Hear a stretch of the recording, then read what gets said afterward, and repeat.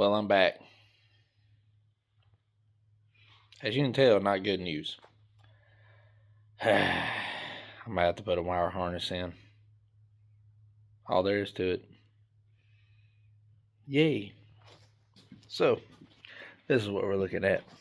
So, I've done showed. Oh, I done hit my damn head. So, showed y'all all that back there. Everything. A little more research. Trying to figure out what that was. Delco Remy horn relay. So, ran part numbers on that. But it gets better. It gets better. I don't know who worked on this. Maybe I worked on it before and didn't know it.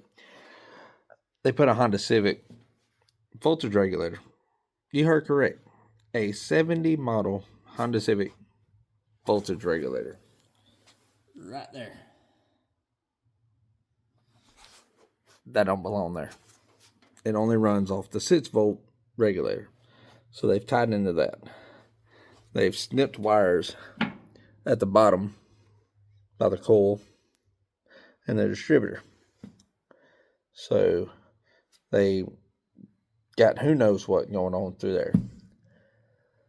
Not to mention they've got a 12-volt electric fuel pump. Now, I don't know if I can get a manual fuel pump for this 288. These parts are very hard to come by. So, by upgrading the wiring harness, I'm still going to keep it on a 6-volt system. So, it's going to be close to factory as possible. But I found a couple of 6-volt small fuel pumps that could still run this car. But, yeah. Well, yay. So,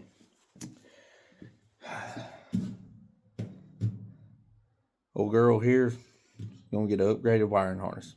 So, I'd like to find one with steel glass fuses because I'm wanting this complete, as close to original as possible. But I'm gonna do some digging, see if I can find some updated glass tube fuses still on the 6-volt systems. But with everything going to, or everything nowadays being 12-volt, everybody doing the 12-volt upgrades, and the reason why is because all your new radios and stuff like that, because it's still AM radio, so all your other radios and stuff, newer stuff, has what they call a solid state electronic system in it, so they cannot run on the reverse polarity. You blow the capacitors in there, the little relays and circuit boards, they just do not like reverse polarity. So, like I said, I'm trying to keep this thing close to original as possible. That's what I like to do. I'm not big into trying to get more horsepower out of vehicles. I like keeping things as if they came, from the factory. I try to do everything as close to old school as possible. So keeping the 6-volt relay systems, doing upgrading wiring harnesses is fine. Like I've done it with the 66 Mustang and the coils, all that stuff. You can run the Pertronix kits and everything, which if I decide to just go 12-volt with this car, that's something I would look into just to give this motor a little bit more oomph. But in order to get I'm trying to think of the name of it, it's a certain award you can get by keeping the car complete as if it came from 1951. So, but it doesn't look like we're going that route now. All because some people should not work on vehicles. Some people they start just throwing batteries and things and thinking everything is on the 12-volt system. And these older vehicles, they just weren't. And that's when you have problems and issues. And I talked to the previous owner's friend, and he said that he parked the car because the generator went out. generator just doesn't go out like that. So after doing digging, they obviously ran a 12-volt battery in a 6-volt system, reverse polarity at that. So the coil, I can run original 6-volt coil and everything. It doesn't matter if it's reverse polarity or not.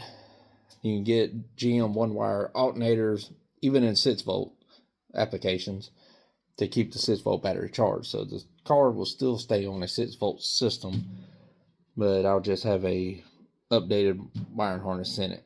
It will be able to handle it, no problems. It won't have to worry about blowing any relays or anything like that by going that route, but it's keeping it away from original, which is a route I was not planning on going with this one. I do have another 51 Packard, but it's the deluxe model, so with the Ultramatic transmission.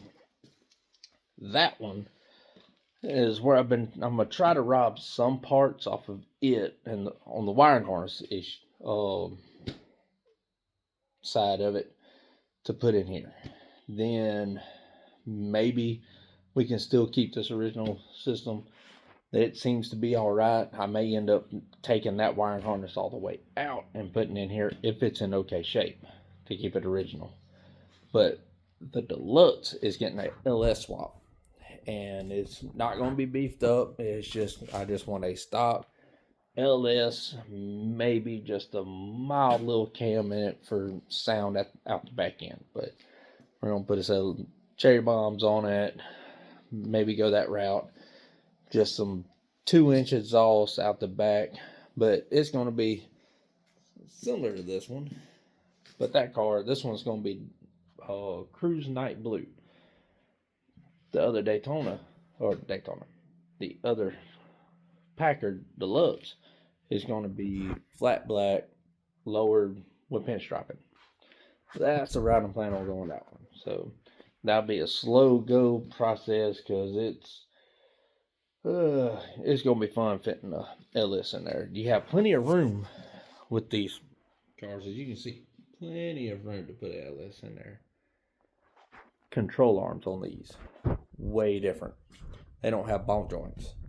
They have kind of like a bar in there, and the spindle mounts in a U shape on that bar, and that's how it works. So no ball joints. It's pretty weird, pretty neat though. They have a drive shaft through frame design, so there's an X pattern. So some of your older Plymouths ran that. A lot of your Studebakers ran that as well, because this company actually partnered with Studebaker when they went out of business in '59. But all in all, it's a pretty neat little setup. So everybody stay tuned. We'll see if we can get this old 51 Packard back on the road.